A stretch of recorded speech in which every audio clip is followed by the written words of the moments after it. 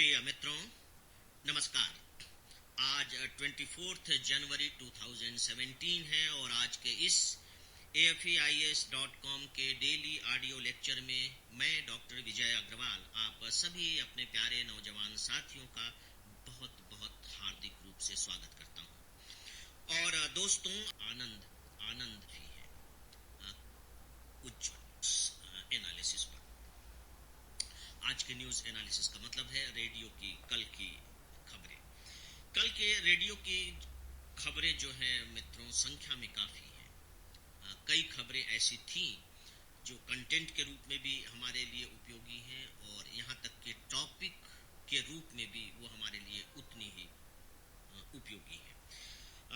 एक आपने जल्लीकट्टू का तो आप सुन ही रहे हैं दोस्तों कि किस तरीके से अध्यादेश लाया गया और इसके बाद फिर राज्य की विधानसभा में उससे संबंधित कानून पारित किया गया और वो कानून सर्वसम्मति से पारित हुआ। चूंकि आप देख रहे हैं कि जनता का दबाव इतना ज्यादा है, जनाकांक्षाएं इसके फेवर में इतनी अधिक हैं कि कोई भी दूसरी पार्टी, पॉलिटिकल पार्टी इन जन आकांक्षाओं का विरोध करने का साहस कर ही नहीं सकती थी। तो सर्वसम्मति से ही पारित होना था, क्योंकि फिर जब वो पब्लिक के बीच जाते तो क्या जवाब देते। दोस्तों, ये बात अलग है कि जुडिशरी वर्सेस परंपरा, जुडिशरी वर्सेस एग्जीक्यूटिव, इस तरह की बहस इससे शुरू होंगी।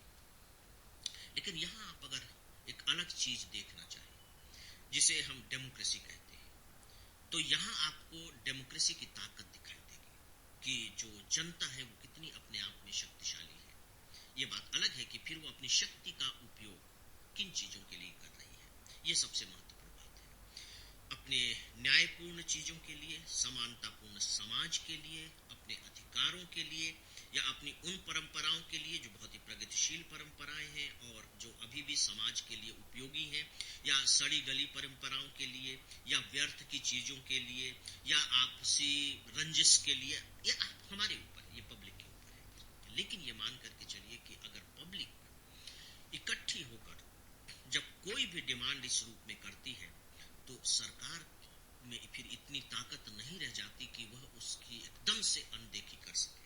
हाँ, यदि पूरी तरह से मांगे न्यायपूर्ण नहीं होंगी तो डेफिनेटली फिर सरकार भी ऐसा नहीं है कि किसी भी चीज के सामने झुक ही जाएगी। फिर तो पता नहीं हम क्या क्या मांगे कर सकते हैं। हम सती प्रथा को भी सही ठहराने के लिए मांगे कर सकते हैं, बाल विवाह के लिए भी हम मांग कर सकते हैं, यहाँ तक कि नर बलि के लिए मांग कर लीजिए कि हमारे यहाँ रहा है, ये शास्त्रों में मिलता है। लेकिन इनके सामने सत्ता झुकेगी नहीं, क्योंकि ये अमानवीय है, असंवैधानिक है। तो आपको चीजों को एक तरफा नहीं देखना है। जो सिविल सर्विस की जो सबसे बड़ी चैलेंज, जो सबसे बड़ा चैलेंज है फ्रेंड्स, तैयारी करने के लिहाज से देखिए, वो यही है कि हम सब एक वातावरण में रहते हैं।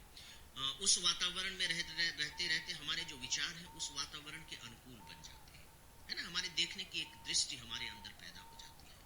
और अनफॉर्चुनेट पार्ट ये है कि जो हमारी ये दृष्टि होती है ये बैलेंस्ड नहीं होती। बैलेंस्ड इसलिए नहीं होती क्योंकि हम या तो किसी चीज को स्वीकार कर लेते हैं या किसी चीज को सीधे सीधे अस्वीकार कर देते हैं। यानी कि हम बायस्ड हो जाते हैं, पूर्वाग्रह दुराग्रहों से ग्रसित हो जाते हैं।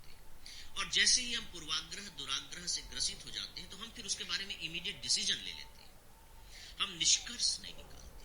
देखिए, दोनों में फर्क है। निष्कर्ष निकालने का मतलब है कि आप उसका मंथन कर रहे हैं, सारी चीजों को देख रहे हैं, समझ रहे हैं, जोड़ घटाव गुणा भाग लगा रहे हैं, समीकरण तैयार कर रहे हैं और फिर निष्कर्ष निकाल रहे हैं। और डिसीजन लेने का तो मतलब है कि जो मुझे अच्छा लगा, जो मुझे अपने फेवर में लगा, मैंने तुरंत हाँ या ना कह दिया। फ्रेंड्स, अब सिविल सर्विस में जिस तरह के क्वेश्चंस पूछे जाते हैं, मैं लगातार आप लोगों से रिक्वेस्ट करता हूं कि अनसॉल्व्ड पेपर के संपर्क में आप सब बने रहें। तो आप देखिए कि उसमें आलोचनात्मक मूल्यांकन, अपने तर्क दीजिए, आप कहां तक सहमत है, इस तरह की शब्दावली का प्रयोग किया जाता है। तो उसमें ये नहीं करना है आपको कि नहीं मैं तो ये चाहता हूं, मुझे ये अच्छा लगता है। नॉट एट ऑल, आपसे वो उम्मीद नहीं की जाती है। एज ए सिविल सर्वेंट जब आप किसी पद पर होंगे तो आपके चाहने न चाहने का कोई ज्यादा रोल नहीं रहेगा। वहां तो यह है कि आप कितने व्यवस्थित, कितने वैज्ञानिक और तार्किक तरीके से संवैधानिक प्रावधानों और रूल्स रेगुलेशन के फ्रेम में अपने काम को पूरा कर पाते हैं, तो you have to be a logical person, you will have to be a logical person, आपको एक तार्किक व्यक्ति बनना पड़ेगा। तो मित्रों, आप लोगों को कोशिश यही करनी चाहिए कि जब भी इस तरह की कोई घटना हो, किसी भी तरह की कोई घटना हो, तो अपने बायसनेस जो है उससे मुक्ति पाइए और उसको बहुत ही लॉजिकल तरीके से देखने की कोशिश कीजिए, जैसे कि वो है वाकई में, और फिर उस पर अपना निष्कर्ष निकालिए। दोस्तों, इसके बाद फिर आपने देखा, फिर से एक न्यूज सुनी कि मानवाधिकार आयोग के महानिदेशक की नियुक्ति की जाए और सदस्यों की भी नियुक्ति की जाए। ये जो डायरेक्शन है ये सुप्रीम कोर्ट ने दिया। मित्रों, मानवाधिकार आयोग अपने आप में एक टॉपिक है, इस पर क्वेश्चन भी पूछे जाते हैं, क्योंकि अब ये केवल नेशनल इशू नहीं है, ये हमारा इंटरनेशनल इशू है। मानवाधिकार, लगातार ह्यूमन राइट्स और ह्यूमन डिग्निटी की बात की जाने लगी है। अब इसमें जो सबसे अफसोस की बात है वो ये है कि अगर पद खाली है और जो इतनी महत्वपूर्ण संस्था है, और जो हमारे संविधान में, हमने संविधान में मानवीय गरिमा की बात कही है, और मानवाधिकार उसी के लिए है, मानवाधिकार आयोग मानवीय गरिमा की रक्षा के लिए है, तो फिर वो पद भरे क्यों नहीं जाते? पहली बात, आपको एग्जीक्यूटिव का यहाँ फेलियर दिखाई देगा। रीजन चाहे जो भी हो, ठीक है, एग्जीक्यूटिव्स की अपनी समस्याएं होंगी, अपनी प्राथमिकताएं होंगी, अपनी सोच होगी, जो भी है, तो फिर यहाँ सुप्रीम कोर्ट को निर्देश देना पड़ता है। आप देख रहे हैं ना, मतलब इसमें सुप्रीम कोर्ट क्यों आना चाहिए? अगर वो पद भर दिए जाते हैं, आफ्टर ऑल कलेक्टर का पद कितने दिन खाली रहता है, जो इतने महत्वपूर्ण पद है, एसपी का पद कितने दिन खाली रहता है, आप उन्हें जरूरी समझते हैं और तुरंत भरते हैं। तो हम सारे पदों के साथ इसी तरह का व्यवहार क्यों नहीं करते? क्यों सुप्रीम कोर्ट, हाई कोर्ट यानी कि जुडिशरी को इन सब के बारे में निर्देश देना पड़ता है? और वो भी निर्देश किस तरीके का, कि आप इतने दिन में इसको भरिए। आप देख रहे हैं, जिसे हम फिर एक तरह से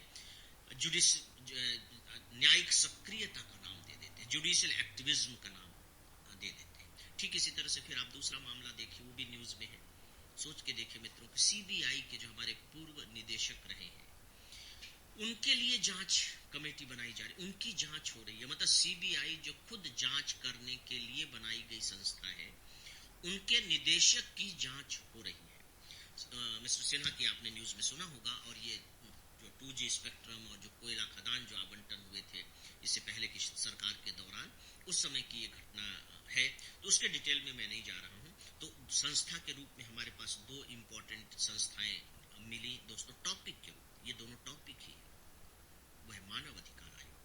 और 2014 में मुझे ध्यान आ रहा है, या 2013 में एक क्वेश्चन सीधे सीधे ये पूछा गया था कि, मतलब ये दिया गया था कि मानव अधिकार आयोग के पास एक तरह से कोई अधिकार तो है नहीं, मतलब बिना दांत और नाखून की संस्था है, तो फिर उसका अर्थ क्या है जब वो कुछ कर ही नहीं सकती है? तो मतलब उसको अधिकार संपन्न बनाया जाना चाहिए, इस तरीके से एक प्रश्न पूछा गया था। अब आप देख रहे हैं कि यहाँ भी आप उच्च पदों पर अगर लोगों की भर्ती ही न करें, तो हाथ पैर ही नहीं है, नाखून और दांत तो बाद में आएंगे, पहले आदमी तो हो जिसके नाखून और दांत हो। तो जब पदाधिकारी ही नहीं है, तो फिर से ऐसा लगता है जैसे कि इस तरह की संस्थाओं को क्या जानबूझकर कमजोर बनाने की कोशिश की जाती है। आप सूचना आयोग के बारे में भी आपको इस तरह की खबरें सुनने को मिलेंगी, केंद्र पर और राज्यों में भी यही स्थिति है। मानव अधिकार आयोग के बारे में भी यही सुनने को मिल जाता है, लोकायुक्त के बारे में भी यही चल रहा है, लोकपाल नामक संस्थाओं के बारे में भी यही चल रहा है। मतलब ये वो संस्थाएं हैं जो वॉचडॉग की तरह ह्यूमन राइट्स, मनुष्य के अधिकार, उनकी गरिमा, इन सब की रक्षा करती हैं, जांच करती हैं, भ्रष्टाचार पर नियंत्रण रखती हैं। तो क्या ऐसी संस्थाओं को कमजोर बनाया जाना चाहिए या और मजबूत किया जाना चाहिए? तो इस तरह से ढेर सारे सवाल फिर इस तरह की सिचुएशन में उठते हैं, जिन पर आपको विचार करना है। मित्रों, इसके बाद जो दो छोटी छोटी जो खबरें हैं, वो गणतंत्र दिवस पर आप देख रहे हैं कि यूनाइटेड अरब अमीरात के जो प्रिंस हैं, वो हमारे मुख्य अतिथि के रूप में आ रहे हैं। सिविल सर्विस में तो ये क्वेश्चन नहीं पूछा जाता, लेकिन दूसरे कॉम्पिटिटिव एग्जामिनेशंस में ये प्रश्न पूछ लिया जाता है। हालांकि अब इसकी भी परंपरा लगभग खत्म सी हो गई है। तो एक सामान्य सी जानकारी आपके लिए है जो खबर थी। और फिर बजट के बारे में आपने देखा, लग रहा था मित्रों कि कहीं ऐसा न हो कि 1 फरवरी को बजट प्रस्तुत न हो पाए, क्योंकि 5 राज्यों में जो चुनाव घोषित हो गए हैं, उसके आचार संहिता को लेकर के ये विवाद चल रहा था, और इसके बारे में फिर चुनाव आयोग ने भी केंद्र सरकार से कुछ जानकारियां मांगी थी। तो कल सुप्रीम कोर्ट ने सीधे सीधे उसे रिजेक्ट कर दिया है और कह दिया है कि नहीं, बजट आने का कोई उस तरह का प्रभाव मतदाताओं पर नहीं पड़ेगा, इसलिए बजट एज इट इज 1 फरवरी को आ सकता है। तो बजट 1 फरवरी को आ रहा है, तो ये कंटेंट के रूप में, इकट्ठा के रूप में आपको मालूम होनी चाहिए। दोस्तों, एक जो बहुत इंपॉर्टेंट खबर है, फिर से एक महत्वपूर्ण खबर है, इसको मैंने जानबूझ करके आखिरी के लिए रखा है, वो है कि इलेक्ट्रॉनिक भुगतान के लिए एक नियामक, एक रेगुलेटरी अथॉरिटी बनाने की बात। ये एक बहुत ही एक नया विचार सामने आया है। आप देख रहे हैं कि किस तरह से डिजिटल इंडिया की बात की जा रही है और विमुद्रीकरण के बाद तो लगातार जो ई भुगतान की जो स्थितियां होंगी लगातार बढ़ती चली जाएंगी और सरकार कैशलेस सोसाइटी इस्टेब्लिश करने की बात भी कर रही है। तो लगातार इलेक्ट्रॉनिक भुगतान तो बढ़ता चला जाएगा। बट नेचुरली जब इलेक्ट्रॉनिक भुगतान बढ़ेंगे तो नई नई कंपनियां आएंगी, उसमें अलग तरह के संकट पैदा होंगे, कंपटीशन होंगे, पैसों का भी है, इधर उधर से कुछ होगा, हैकिंग होगी, इस तरह के दुनिया भर की प्रॉब्लम्स सामने आएंगी। तो मित्रों, अब क्या किया जाए? देखिए, हमारे पास दो स्थितियां हैं। पहली बात कि जो भी मुद्रा से संबंधित मामले हैं उनके लिए जो अथॉरिटी है हमारे पास अभी, वो रिजर्व बैंक ऑफ इंडिया है। मुद्रा पर सारा का सारा नियंत्रण, मुद्रा नीति रिजर्व बैंक के हाथ में है। मित्रों, ये हमारा सेंट्रल बैंक है और जब इस पर बात हो रही थी कि क्या एक स्वतंत्र नियामक बनाया जाना चाहिए, तो रिजर्व बैंक ने साफ साफ ये बात कही कि नहीं, नहीं बनाया जाना चाहिए, क्योंकि रिजर्व बैंक इसके लिए ऑलरेडी है और रिजर्व बैंक को ही यह अधिकार होना चाहिए कि वो नियामक की भूमिका निभाए। तो अलग से प्राधिकरण स्थापित करने की जरूरत नहीं है, ये रिजर्व बैंक के अधिकार क्षेत्र में होनी चाहिए। लेकिन मित्रों, एक जो दूसरा जो समिति बनाई गई थी इसके लिए सुझाव देने वाली, आपको उस समिति का नाम भी मालूम होना चाहिए। बहुत चूंकि आप देखेंगे कि ये जो नियामक, ये बहस अब आगे बढ़ेगी, वो है रतन वाटल समिति। रतन वाटल समिति, इन्होंने रिकमेंड किया है कि इलेक्ट्रॉनिक नियामक बनाया जाए, इलेक्ट्रॉनिक भुगतान नियामक बनाया जाए। उसके सामने रिजर्व बैंक ने इसके अगेंस्ट में अपनी बात रखी। अब देखते हैं सरकार क्या निर्णय लेती है। इस पर एक दो जो एडिटोरियल कमेंट भी आए हैं उसमें यही बात कही गई है कि रिजर्व बैंक के पास दूसरे बहुत सारे महत्वपूर्ण काम है और चूंकि डिजिटल लेन देन जब होगा तो उसकी समस्याएं भी बहुत सारी होंगी, उसकी संख्या भी बहुत सारी होंगी, अलग अलग तरह की प्रॉब्लम भी आएंगी। इसलिए बहुत अच्छा है कि एक फुल फ्लेज्ड इंडिपेंडेंट अथॉरिटी बना दी जाए और ताकि वह इस पर पूरा नियंत्रण रखते हुए स्पेशलाइजेशन के साथ इस काम को कर सके। तो दोस्तों, अभी तो ये बहस की बात है, देखते हैं कि आगे जाकर के क्या होगा। एक बात और भी मैं आपको बताना चाहूंगा कि जो रेगुलेटरी अथॉरिटी की बात है, जिसको हम नियामक निकाय कहते हैं, ये आपके जनरल स्टडीज के सेकेंड पेपर में है और इस पर प्रश्न भी पूछे जाते हैं। लगभग मैं देख रहा हूँ कि हर साल नियामक को लेकर के कोई न कोई प्रश्न पूछ लिया जाता है। तो प्लीज इसे आप बहुत ध्यान में रखिएगा और इस पर जो भी डेवलपमेंट होते हैं उससे जुड़े रहिएगा। जहाँ तक मेरी बात है, तो जब भी मेरे सामने कोई ऐसी बात आएगी तो उसके बारे में मैं आपसे परिचय आपका कराता ही रहूँगा। मित्रों, अब है न्यूज़पेपर्स क्लिपिंग्स की बात। तो आज मैं आपको न्यूज़पेपर्स की काफ़ी क्लिपिंग्स प्रोवाइड कर रहा हूँ। वक्त नहीं है कि इन क्लिपिंग्स पर बातचीत की जाए, तो दोस्तों यह आपके लिए उपलब्ध है। आप अपनी सुविधा और ज़रूरत के हिसाब से आप इन क्लिपिंग्स के साथ न्याय कर लीजिएगा। दोस्तों, अब मैं आता हूँ ईमेल पर। सभी ईमेल लिखने वाले अपने दोस्तों के प्रति आभार व्यक्त करता हूँ, उन्हें बहुत बहुत धन्यवाद देता हूँ और उन्हीं में से कुछ दोस्तों के नाम हैं: MS खान, आलोक कुमार सुधांशु, शाह फहद इकबाल कौशाम्बी उत्तर प्रदेश से, प्रीति बंसोड़ दुर्ग छत्तीसगढ़ से, अभिषेक राय, रमाकांत पटेल, किरण शेत सांधी, हर्षित राज चौधरी दरभंगा बिहार से, निखिल सेठी बक्सर बिहार से, हर्षिता रजक, अनुग्रह द्विवेदी औरैया उत्तर प्रदेश से और धनंजय त्रिपाठी। आप सबका भी बहुत बहुत आभार और बहुत बहुत धन्यवाद। और मित्रों, इसी के साथ ही अब आज के इस डेली ऑडियो लेक्चर को यहीं समाप्त करते हैं।